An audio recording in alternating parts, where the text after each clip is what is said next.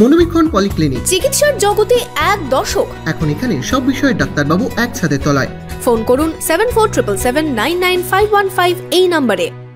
ভর দুপুরে চলন্ত বাইক থেকে মহিলার সোনার চেন ছিনতাইয়ের ঘটনায় চাঞ্চল্য ছড়ালো হরিহরপাড়ায়। বাইক থেকে পড়ে আহত হয়েছেন মহিলাও।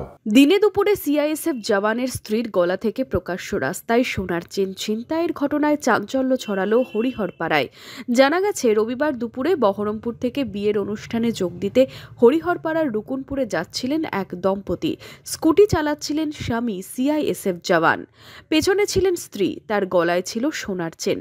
হরিহরপাড়া থেকে রুকুনপুর যাওয়ার পথে হরিহরপাড়া হাইস্কুল সংলগ্ন এলাকায় বাইকে আসা এক দুষ্কৃতী মহিলার গলার হার ছিনতাই করে চম্পট দেয়।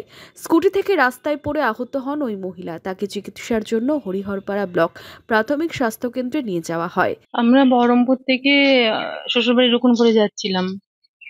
হরিহরপাড়া থেকে কেউ একজন পিছু নিচ্ছিল। ওইখানে স্কুল একটা ছিল, স্কুলটার ওখানে কিছু বাম্পারের আমরা বাম সাইডে টার্নিং নিচ্ছিলাম, আর যে ছেলেটা নিয়েছে সে বাম্পার ক্রস করে যাচ্ছিল।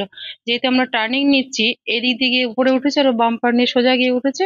এক বাইক আর স্কুটি কাছাকাছি হয়ে গেছে, তখনই মালাটা ছিনেছে। দিনে দুপুরে প্রকাশ্য রাস্তায় সোনার চেন এভাবে ছিনতাইয়ের ঘটনায় সাধারণ মানুষের নিরাপত্তা নিয়ে প্রশ্ন তুলছেন এলাকার বাসিন্দারা। ছিনতাইকারীর খোঁজ পেতে সিসিটিভি ফুটেজ দেখে তদন্ত শুরু করেছে পুলিশ।